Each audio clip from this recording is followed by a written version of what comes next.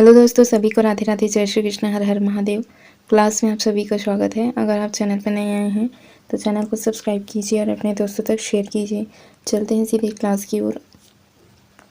निम्नलिखित में से कौन सी जल संधि जावा सागर और हिंद महासागर के बीच में स्थित है? मलक्का है, पाक है, कूक है या सुंडा? राइट आंसर होगा सुंडा। सुंडा है वो सुंडा जल संधि जावा सागर और हिंद महासागर के बीच में स्थित है। सुंडा जल संधि इंडोनेशिया के जावा और सुमात्रा द्वीपों के मध्य है। हिंद महासागर और जावा सागर को जोड़ती है सुंडा जल संधि। मलक्का है अंडमान को और अंडमान सागर को दक्षिण चीन सागर को जोड़ती है। अंडमान सागर एवं दक्षिण चीन सागर को जोड़ती है मलक्का। ये मिलेगा इंडोनेशिया व मलेशिया के मध्य। पाक जल संधि मन्नार की खाड़ी और बंगाल की खाड़ी को जोड़ती है। मन्नार की खाड़ी को बंगाल की खाड़ी से पाक जल संधि जोड़ती है। ये भारत एवं श्रीलंका के मध्य पर स्थित है। फिर आएगा कूक जल संधि। यह दक्षिण प्रशांत महासागर और तस्मान सागर को जोड़ती है। कूक जल संधि न्यूजीलैंड के उत्तरी व दक्षिणी द्वीपों के मध्य पर ये स्थित है। निम्नलिखित में से कौन सी स्थायी पौने नहीं है? पूर्वी पौने, व्यापारिक पौने या पश्चिमी पौने? पूर्वी पौने, पश्चिमी पौने, व्यापारिक पौने, ये तीनों की तीनों स्थायी पौने हैं। लू स्थायी पवन नहीं है। लू अति गर्मी तथा शुष्क पवन होती है। लू पवन मई और जून माह में विशेष रूप से ये चलती है। यह पवन लू उत्तर भारत और पाकिस्तान में प्रमुख रूप से चलती है। इसका प्रभाव क्षेत्र सीमित होता है, इसलिए यह स्थानीय पौने कहलाती है। यह स्थानीय पवन है। इसका प्रभाव क्षेत्र सीमित होता है, इसलिए एक स्थानीय पवन है। अन्य स्थानीय पवन है जैसे कि सिमुर मट्टन है, नार्वेस्टर और चिनूक, ये सभी स्थानीय पौने हैं। क्षुद्र ग्रह पट्टी किन दो ग्रहों के बीच में स्थित है? मंगल और बृहस्पति के बीच में। मंगल और बृहस्पति के बीच में क्षुद्र ग्रह पट्टी स्थित है। शनि ग्रह आकार में सौरमंडल का दूसरा सबसे बड़ा ग्रह है। इस ग्रह के चारों ओर वलय पाए जाते हैं। कौन से ग्रह के में?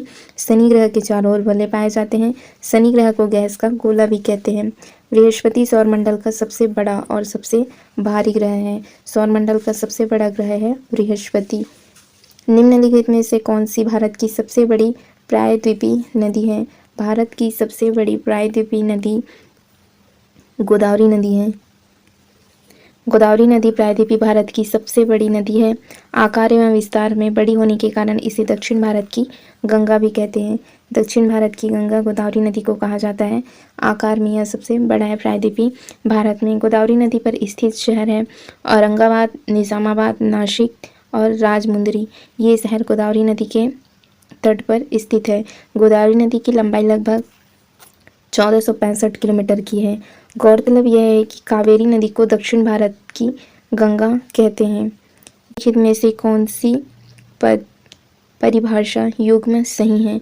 जल संधि दो भूभागों को मिलाने वाली भूमि की एक सकरी पट्टी होती है और स्थमस दो बड़े जल निकायों को जोड़ने वाली पानी की एक संकीर्ण मार्ग है। दोनों के दोनों ऑप्शन गलत है। इसमें उल्टा दिया है। देखो, जल संधि किसे कहा जाता है? दो बड़े जल निकायों को जोड़ने वाली पानी की एक संकीर्ण मार्ग को जल संधि कहा जाता है। और स्थमस किसे कहते हैं? दो भूभागों को मिलाने वाली भूमि की एक सकरी पट्टी होती है, इसको स्थमस कहा जाता है। दो बड़े जल निकायों को जोड़ने वाला जल का एक संकीर्ण मार्ग जल संधि कहलाता है और दो बड़े भूभागों को मिलाने वाली भूमि की एक सकरी पट्टी को स्थमस कहते हैं। विश्व की प्रमुख जल संधि जैसे कि बेरिंग जल संधि, ठीक, और है जिब्राल्टर जल संधि भूमध्य सागर और किसको जोड़ती है? अटलांटिक को जोड़ती है। बास्पोरस जल संधि काला सागर को मरमरा सागर से जोड़ती है। नेक्स्ट क्वेश्चन देखिए, निम्नलिखित में से कौन सा अंडमान और निकोबार द्वीप समूह का सबसे ऊंचा शिखर है? शैडल पीक है। अंडमान और निकोबार द्वीप समूह की सबसे ऊंचा शिखर है शैडल पीक। सैडल शिखर उत्तरी अंडमान में स्थित है। फोंगपुई शिखर मिजोरम राज्य का सबसे ऊंचा पर्वत शिखर है। देवमाली पर्वत उड़ीसा राज्य में पूर्वी घाट का एक पर्वत है। कलसुबाई यह भारत के महाराष्ट्र राज्य में स्थित पर्वत चोटी है कलसुबाई।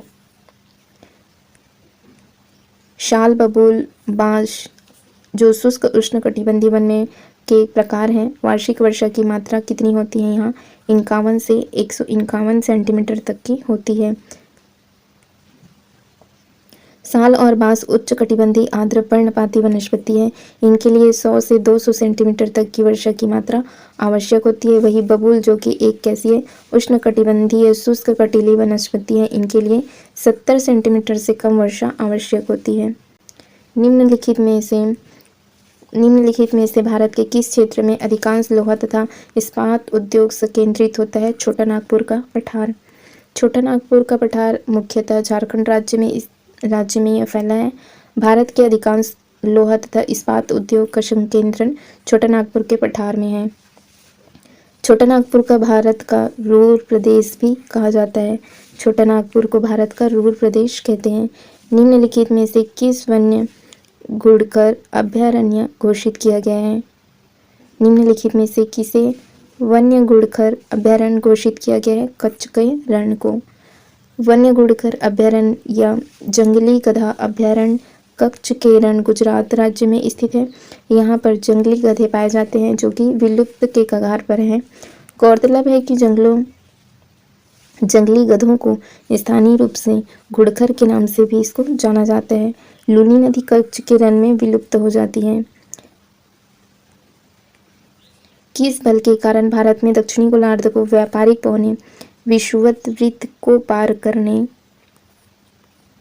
के बाद दक्षिण पश्चिम से उत्तर पूर्व की ओर बहने लगती है? कोरियोलिस बल दक्षिण पश्चिम से उत्तर पूर्व की ओर पर बहने लगती है। कोरियोलिस बल एक आभासी बल होता है जो कि पृथ्वी की घूर्णन गति के कारण उत्पन्न होता है। कोरियोलिस बल के परिणाम स्वरूप वायु उत्तरी गोलार्ध में अपनी दाईं तरफ तथा दक्षिणी गोलार्ध में अपनी बाईं तरफ पर ये मुड़ जाती है। इसलिए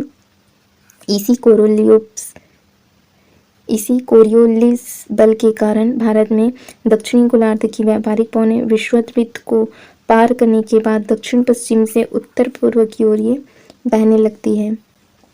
कोरापुट जिले में पंचपत माली भंडार निम्नलिखित में से किस खनिज के भंडार हैं? बॉक्साइट के। भारत में सबसे ज़्यादा बॉक्साइट का उत्पादन उड़ीसा राज्य करता है। उड़ीसा के कोरापुट जिले में पंचपत माली भंडार बॉक्साइट खनिज के यहाँ पर भंडार हैं। भारत में बॉक्साइट के भंडार मुख्यतः अमरकंटक, पठार, मैकाल पहाड़ी और बिलासपुर के कटनी क्षेत्र में ये पाए जाते हैं। पृथ्वी के चुंबकीय क्षेत्र का उद्देश्य क्या है? समुद्र के ज्वार भाटा उत्पन्न करना, पृथ्वी पर जीवन के लिए एक ऊर्जा स्रोत प्रदान करना या पृथ्वी की जलवायु को नियंत्रित करना। राइट आंसर होगा सी, पृथ्वी को सौर, वायु और ब्रह्मांडीय विकिरण से बचाना। पृथ्वी का चुंबकीय क्षेत्र पृथ्वी के आंतरिक भाग से लेकर अंतरिक्ष तक यह फैला हुआ है। यह चुंबकीय क्षेत्र सौर पवनों और ब्रह्मांडीय विकिरणों से पृथ्वी को क्या करता है? ये सुरक्षा प्रदान करता है। भारत के किस शहर को उसके ऑटोमोबाइल उद्योग के कारण डेट्रॉइट ऑफ इंडिया कहा जाता है? चेन्नई को। तमिलनाडु राज्य की राजधानी चेन्नई में अधिकांश ऑटो पार्ट्स ऑफ मोटर वाहन का निर्माण किया जाता है। साथ ही चेन्नई में बड़ी बड़ी ऑटोमोबाइल हैं कंपनियां जैसे कि फोर्ड, BMW, हुंडई आदि की उत्पादन इकाइयां स्थित हैं। इसलिए चेन्नई को भारत का डेट्रॉइट भी कहा जाता है। चेन्नई को भारत का डेट्रॉइट कहा जाता है। उष्णकटिबंधीय अभिसरण क्षेत्र अंतः उष्णकटिबंधीय अभिसरण क्षेत्र विद्युत रेखा के पास 5 डिग्री उत्तरी और 5 डिग्री दक्षिणी गोलार्ध तक फैले निम्न दाब वाले क्षेत्र को कहते हैं। इस क्षेत्र में दोनों गोलार्ध में स्थित उपोष्ण उच्च वायु दाब कटिबंधों में आने वाली जो व्यापारिक पौने हैं उनका अभिसरण होता है। भारत में निम्नलिखित में से कौन सी फसल है वो खरीफ की ऋतु में उगाई जाती है?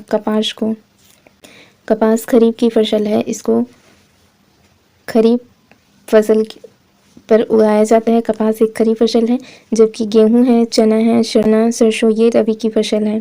भारत में गुजरात तथा महाराष्ट्र कपास उत्पादन करने वाले प्रमुख राज्य हैं। ठीक है, गुजरात और महाराष्ट्र में कपास उत्पादन सबसे अधिक होते हैं। कपास की खेती के लिए काली मिट्टी सबसे ज़्यादा उपयुक्त होती है। लगभग 724 किलोमीटर के विस्तार के साथ कौन सी नदी है?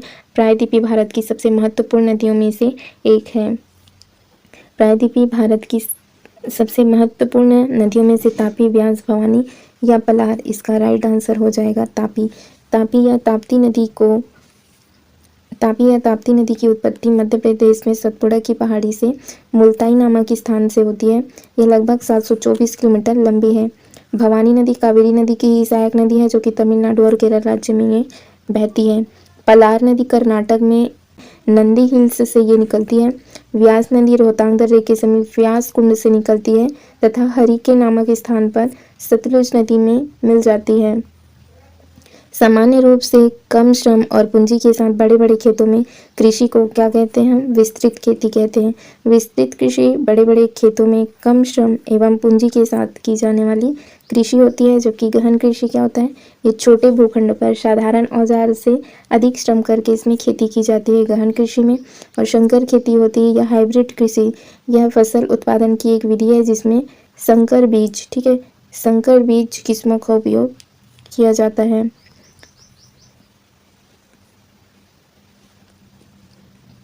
मनाली को लाहौल स्पीति घाटी से जोड़ने वाली सुरंग कौन सी है? अटल रोड सुरंग है। अटल रोड सुरंग मनाली और लाहौल स्पीति घाटी को जोड़ती है। अटल सुरंग को रोहतांग सुरंग भी कहते हैं। इस सुरंग की लंबाई 9.02 किलोमीटर है। यह सुरंग हिमालय के पीर पंजल रेंज में अवस्थित है। ठीक है दोस्तों, फिर आज की क्लास यहीं तक के लिए, आगे हम कल से कंटिन्यू करेंगे। चैनल से जुड़े रहने के लिए चैनल को सब्सक्राइब जरूर कीजिए। Thank you friends, thank you.